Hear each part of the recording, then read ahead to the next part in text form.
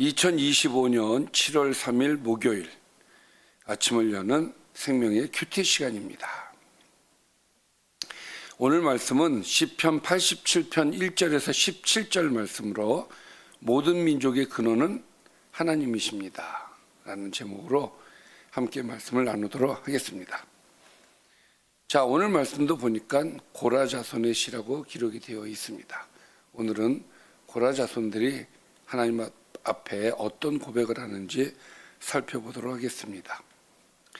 그의 터전이 성산에 있으며 여호와께서 야곱의 모든 거처보다 시온의 문들을 사랑하시는도다. 자, 여기 보니까 터전에 대한 얘기가 나왔죠. 그의 터전. 이 그는 누구를 얘기를 할까요? 하나님을 얘기를 합니다. 하나님의 터전이 성산에 있습니다. 자, 이 성산은 여호와께서 야곱의 모든 거처보다 시온의 문들을 사랑하시는도다. 그러니까 1절에서 성산은 2절에서 시온을 얘기하는 거예요. 시온의 문. 그러니까 예루살렘 안에 예루살렘을 얘기하는 것이죠. 자, 그래서 하나님의 터전이 성산에 있는데 특히 시온의 문들 예루살렘을 사랑하신다. 자, 여기에서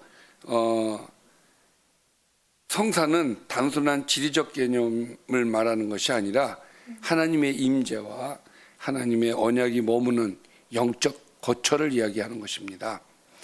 자, 그래서 하나님께서 이스라엘의 모든 지역 가운데서 특별히 이곳을 사랑하신다.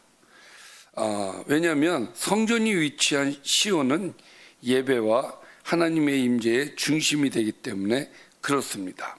그래서 하나님의 성이여 3절입니다.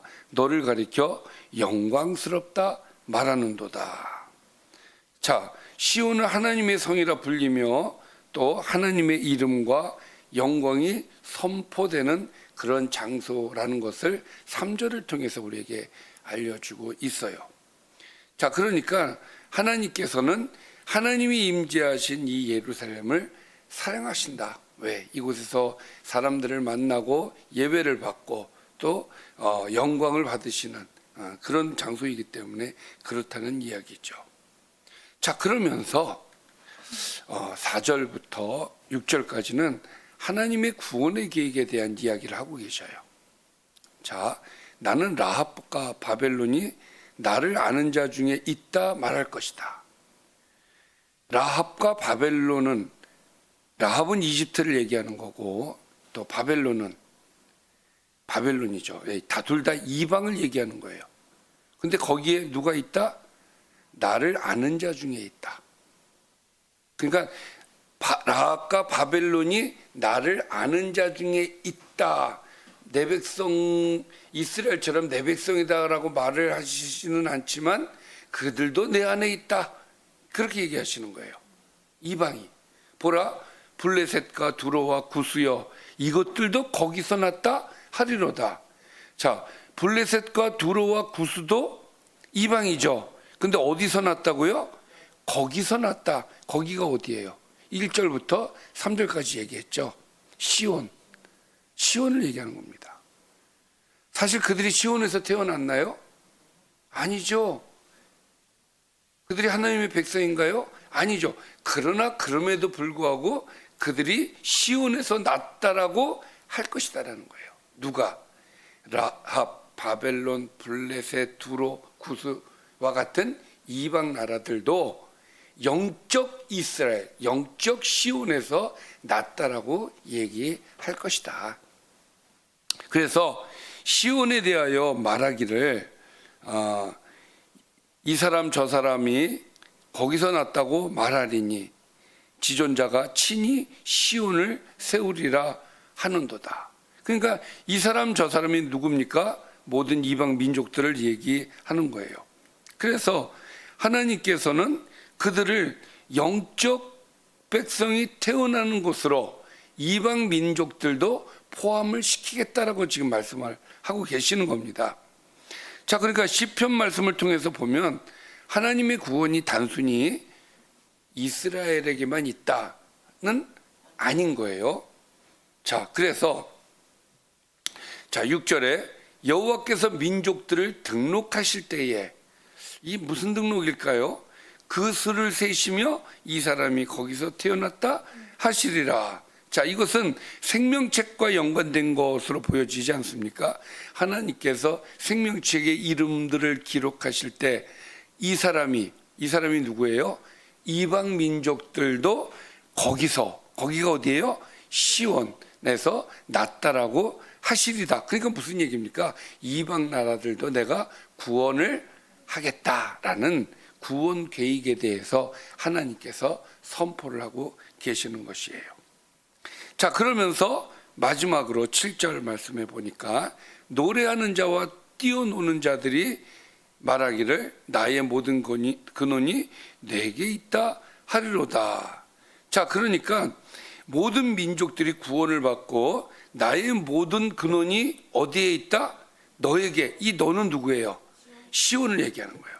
시온에 있다. 곧 하나님께 있다라고 할 것이다 라는 것이죠. 그래서 이것은 생명, 구원, 정체성, 소속, 기쁨의 출처가 모두 하나님께로부터 나온다.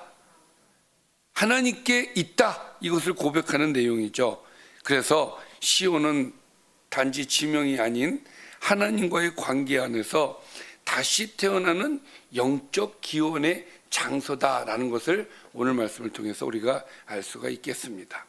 자, 오늘 말씀 좀 정리를 해볼까요? 하나님이 시온의 문들을 사랑하셔서 성산에 그분의 터를 세우셨습니다. 사실 예루살렘에 있는 예루살렘 성전이, 그러니까 성막이라고 하는 것이 하나님이 거기에 갇혀 계시지는 않을 거 아니에요. 그럼 무엇을 의미하는 거예요? 하나님의 임재의 상징을 얘기하는 겁니다. 그래서 하나님을 만나러 거기를 가는 거예요. 그러니까 하나님이 성전에만 계십니까? 아니에요. 모든 곳에 계셔요. 근데 내가 성전에 간다는 것은 하나님의 임재가 거기 있기 때문에 우리가 하나님을 만나러 가는 거예요. 그곳으로. 그러니까 예루살렘을 성전 시온 성산을 세우신 이유는 무엇입니까? 그들을 만나 주시기 위한 공간을 그들에게 제공을 해 주신 것이죠. 그래서 그곳에서 하나님의 은혜가 선포되고 그곳에서 하나님을 만나고 하나님께 예배하고 이제 그런 공간으로 하나님께서 허락해 주신 거예요. 그러니까 이건 상징적 의미죠. 자, 지존자가 친히 시온을 세우시리니 이방 민족은 물론 하나님을 아는 모든 사람이 거기서 태어났다 할 것입니다. 하나님은 그분이 등록하시는 민족들이 거기서 났다 할 것이며 노래하는 자들은 모든 근원이 시온에 있다 하면서 찬양을 하게 될 것이다 라는 것이 오늘의 말씀이 되겠습니다. 자, 오늘 말씀을 보면서 몇 가지 묵상할 내용들을 여러분들과 함께 하겠습니다. 내가 생각하는 가장 귀한 자리, 오늘 하나님께서 말씀하신 것처럼 하나님이 머무시길 원하시는 자리에 내 마음도 머무는가. 성산이 오늘 하나님께서 그 성산에 대한 이야기를 얘기하셨는데 나는 성산 시온의 문들을 사랑한다. 할렐루야. 하나님의 임재가 머무는 공동체, 교회를 나는 영광스럽게 여기고 있는가?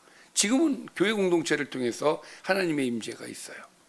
이곳에 여러분들, 이곳에서 또 하나님을 만날 수가 있습니다. 우리는 이것을 영광스럽게 생각하고 있는가? 하나님의 시선이 머무는 곳에 나의 시선도 머물고 있는가? 하나님의 시선이 여기에 있다면 우리의 시선도 여기 있어야 될 줄 믿습니다. 나는 구원을 나만의 경계 안에 가두고 있지는 않는가?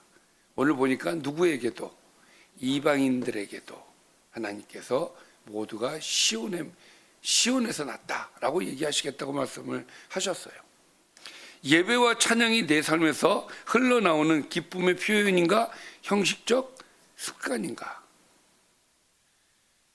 우리를 구원하신 하나님을 우리는 이 시온, 이 자리에서 찬양을 할 때에 기쁨으로 감사하면서 나아가야 될 줄 믿습니다. 기도하겠습니다. 살아계신 아버지 하나님, 우리를 구원의 반열에 세워주시고 하나님 앞에 예배자로 하나님께 영광을 올려드릴 수 있는 하나님의 거룩한 백성이 되게 해 주심을 감사드립니다. 우리가 이 자리에서 받은 이 은혜를 통해서 나아가서 주님이 기뻐하시는 구원의 계획을 우리도 동참하며 나아갈 수 있도록 함께하여 주옵소서. 예수님의 이름으로 기도드리옵나이다. 아멘.